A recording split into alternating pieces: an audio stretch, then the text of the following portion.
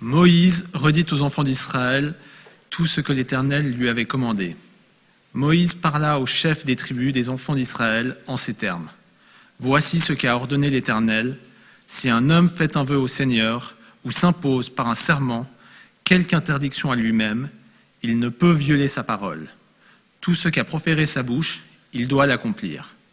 Pour la femme, si elle fait un vœu au Seigneur ou s'impose une abstinence dans la maison de son père pendant sa jeunesse, et que son père, ayant connaissance de son vœu ou de l'abstinence qu'elle s'est imposée, garde le silence vis-à-vis d'elle. Ses vœux, quels qu'ils soient, seront valables. Toute abstinence qu'elle a pu s'imposer sera maintenue. Mais si son père la désavoue le jour où il en a eu connaissance, tous ses vœux et les interdictions qu'elle a pu s'imposer seront nuls. Le Seigneur lui pardonnera, son père l'ayant désavoué. Que si elle passe en puissance d'époux, étant soumise à des vœux ou à une promesse verbale qui lui impose une abstinence, que son époux la prenne à une époque quelconque et garde le silence à son égard, ses vœux seront valables et les abstinences qu'elle s'est imposées subsisteront. Mais si le jour où il en a eu connaissance, son époux la désavoue, il annule par là le vœu qui la lie ou la parle de ses lèvres qui lui imposaient l'abstinence. Et le Seigneur lui pardonnera. Quant au vœu d'une femme veuve ou répudiée, tout ce qu'elle s'est imposé sera obligatoire pour elle. Au cas où c'est en puissance de mari qu'elle a fait un vœu ou s'est interdit quelque chose par serment. Si son époux l'apprend et ne lui dit rien, ne la désavoue point, tous ses vœux et toute abstinence qu'elle a pu s'imposer restent obligatoires. Si, au contraire, son époux les annule le jour où il en a eu connaissance, tout ce qu'a proféré sa bouche, soit vœu, soit interdiction personnelle, sera sans effet. Son époux les a annulés, Dieu sera indulgent pour elle. Tout vœu, tout serment d'abstinence tendant à mortifier la personne, l'époux peut les ratifier ou il peut les rendre nuls. Si son époux ne s'en explique pas à elle du jour au lendemain, il sanctionne ses vœux ou les abstinences auxquelles elle s'est soumise parce qu'il s'est tu lorsqu'il en a eu connaissance.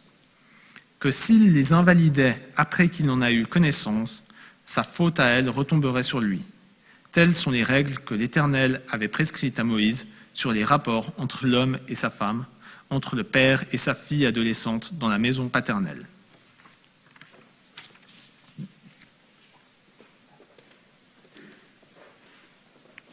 Shabbat Shalom. Donc, comme vous venez de l'entendre, on voit que dans la Torah, nous sommes dans un fonctionnement patriarcal de la société, puisque une jeune adolescente qui ferait un vœu personnel entre elle et l'Éternel aurait besoin de l'approbation tacite de son père pour pouvoir l'appliquer, et de même pour la femme mariée. Donc seule la femme divorcée ou veuve n'a pas besoin, bien sûr, de l'accord du père ou du mari pour faire finalement ce qu'elle veut en termes de vœux.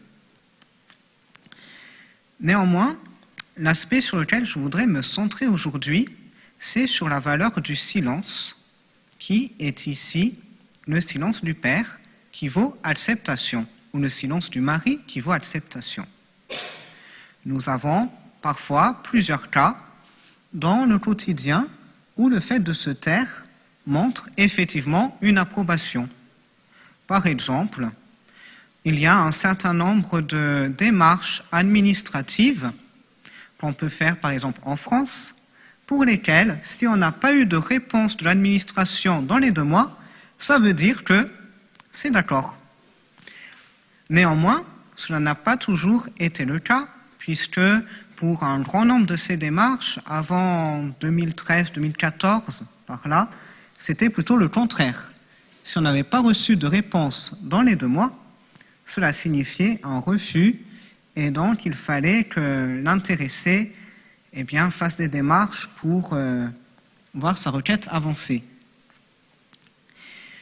Bien sûr, le changement a été fait dans une volonté de simplifier les démarches administratives pour les usagers, même si, bien sûr, cela pose un certain nombre de questions sur la valeur de ce silence quand l'administration n'a pas répondu simplement parce qu'elle était débordé, par exemple, et pas nécessairement parce qu'il a accepté volontairement la demande. Ainsi, nous voyons que dans certains cas, le silence vaut acceptation ou parfois le silence vaut refus dans un contexte législatif, on va dire, dans ce qui touche à la loi et au pouvoir. C'est une autorité compétente qui, par son silence, peut manifester son acceptation.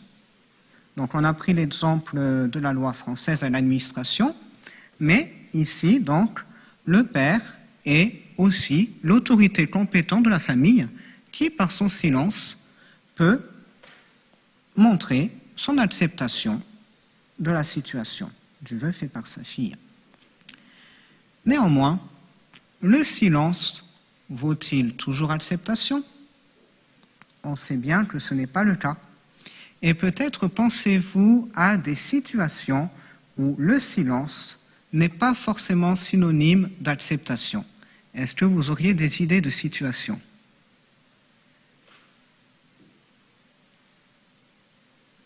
Oui? Jenny?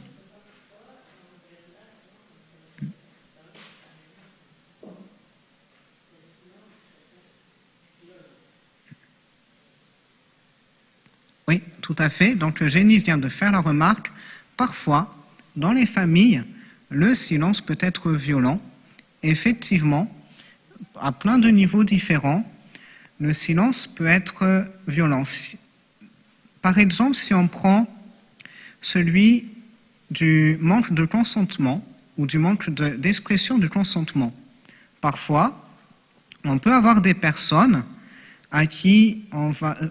sur qui on va faire pression plus ou moins pour accepter telle ou telle situation ou tel fait, et qui vont se sentir peut-être réduites au silence parce que, eh bien, on va les menacer, soit d'être exclus du cercle familial, soit de représailles au sein du cercle familial. Il peut parfois y avoir des situations très graves dans la famille avec justement la parole qui va être muselée pour imposer telle ou telle situation à quelqu'un contre son gré. Donc, dire que qui ne dit rien consent n'est pas forcément vrai.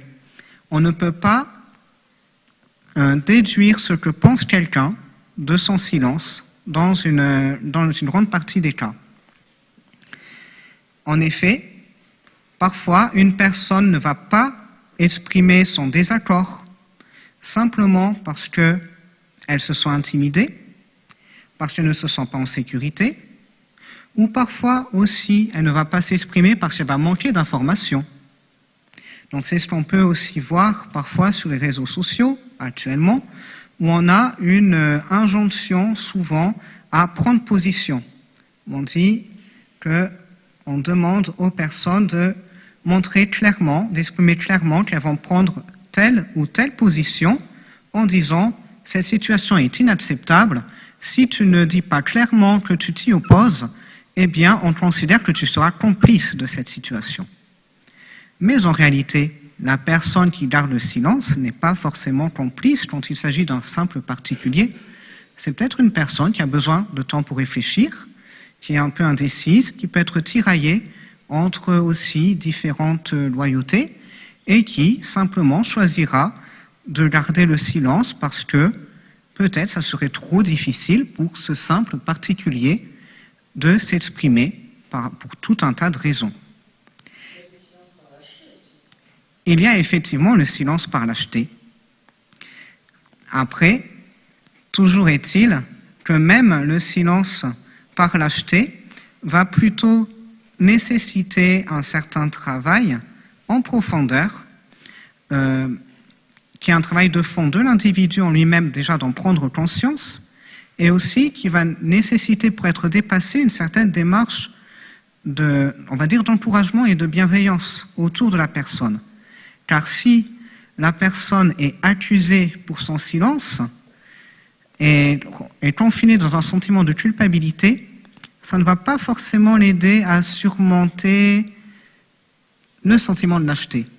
Alors que peut-être un réel dialogue avec la personne qui garde le silence et dont on voudrait une prise de position, ou en tout cas de qui on voudrait un certain soutien, va peut-être permettre de désamorcer certaines choses. Et le silence de la société? Alors là, Nadine interroge au sujet du silence de la société. Qu'est-ce que ça peut vouloir dire? Le silence de la société peut être particulièrement troublant quand c'est quelque chose de généralisé, là où on pourrait espérer que des institutions qui ont un certain pouvoir s'expriment et par leur expression encouragent aussi les particuliers à s'exprimer plus facilement. Je pense qu'on a aussi une grande différence entre le silence qui vient d'en haut, de certains organismes, d'institutions qui vont se taire et donc qui ne vont pas encourager les personnes à parler, du silence des simples particuliers qui peuvent parfois avoir besoin de temps pour s'exprimer. Parfois, les prises de parole arrivent avec retardement parce que ce n'est pas évident forcément de prime abord. Et d'ailleurs, nous le voyons dans notre paracha, que même dans le silence qui est mentionné, c'est celui du Père, qui a le pouvoir, par son silence, de faire quelque chose, de valider le vœu de sa fille. On ne nous parle pas du silence ou de la parole de la mère, du frère, des sœurs, des oncles, des tantes, qui finalement n'auront pas d'effet. Et donc on peut imaginer que si le père garde le silence et que toute la famille est contre le vœu pris par la personne, eh bien on va avoir les gens qui vont, grâce à leur voix, pouvoir essayer de faire changer la vie du père. Si on a tous les frères et sœurs de cette jeune fille qui disent « c'est pas possible, le vœu qu'elle est en train de faire est dangereux pour elle ou pour nous ou pour l'équipe familiale », on peut avoir une pression qui va être exercée sur le père, il va permettre de faire changer les choses. Ce qui montre qu'effectivement, face parfois au silence des institutions, les particuliers, si vraiment ils se réunissent, peuvent faire bouger les choses. Et c'est là aussi qu'on peut avoir un mouvement d'inertie vers le haut qui est troublant, et parfois un mouvement d'inertie du bas aussi, qui pourrait essayer de faire remonter les choses, qui peut être aussi troublant. Et c'est un sujet d'autant plus d'actualité qu'on est parfois très tiraillé entre des silences qui vont nous blesser, parce qu'on ne va pas se sentir soutenu, là où on aurait eu besoin d'une parole de soutien, des silences qui sont motivés parfois par une lâcheté, mais qui peut parfois aussi se comprendre et qui peut s'accompagner. Et là, dans la société actuelle, parfois, eh bien, peut-être que le dialogue n'est pas suffisamment apaisé et respectueux pour permettre justement d'arriver à des prises de parole qui vont être constructives. Et parfois, le silence peut aussi être nécessaire pour se recentrer sur soi, pour prendre le temps de la réflexion, parce que parler trop vite n'est pas toujours avisé,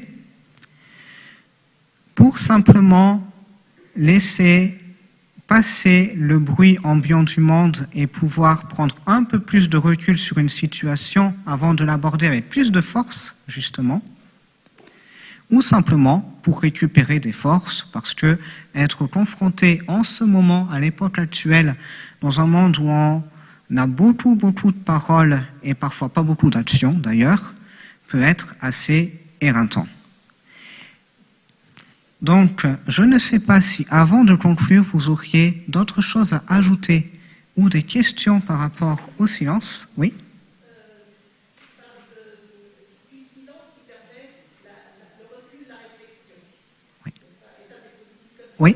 Or, dans la paracha, on parle du mari qui réagit, qui ne réagit pas Oui. immédiatement dès qu'il a connaissance. Pourquoi lui n'a pas le droit d'avoir ce recul et ce temps de la réflexion, et pourquoi toutes les autres tombent sur lui? Alors, j'ai l'impression qu'on a en fait dans un, comment dire, on a plusieurs données qui vont entrer en tension dans notre paracha. D'une part, on va avoir une épouse ou une adolescente qui a peut-être besoin d'un espace personnel pour son expression avec l'Éternel, pour son rapport à l'Éternel. Donc il va prendre sur elle un vœu qui peut être un vœu d'abstinence simplement parce que ça fait sens pour elle dans sa relation avec l'Éternel. Si jamais ce vœu d'abstinence, on vient à briser l'équilibre familial, alors là, le père ou le mari peut immédiatement dire « Non, là, si tu prends ce vœu, ça va être compliqué. Si tu fais le vœu, par exemple, de ne plus jamais manger du gâteau au chocolat de ta grand-mère, non, tu ne peux pas faire ça, elle va être trop triste, la grand-mère, si tu ne veux plus manger de son gâteau. » Donc là, en général, ce genre de situations, je pense qu'elles sont assez rapides à apprécier si il y a immédiatement un danger perçu pour l'équilibre familial. En revanche, si ce n'est pas le cas, peut-être que ce délai très court permet de faire en sorte que le mari ou le père, à la réflexion, ne se dise pas « Tiens, ce vœu, finalement, moi ça m'embête, même si ça semblait raisonnable à première vue, donc je vais l'annuler. » Et que du coup, cette jeune femme ou cette femme se retrouve privée d'un lien qu'elle avait développé avec l'Éternel par une décision plus ou moins arbitraire du mari ou du père. Donc peut-être que notre paracha cherche un équilibre entre le pouvoir du mari ou du père qui doit s'exercer dans la sphère familiale, surtout dans la société de l'époque, et le besoin aussi pour la femme d'avoir une relative indépendance dans son propre lien avec l'Éternel. D'autres questions ou remarques? Non? Donc on va continuer avec les annonces.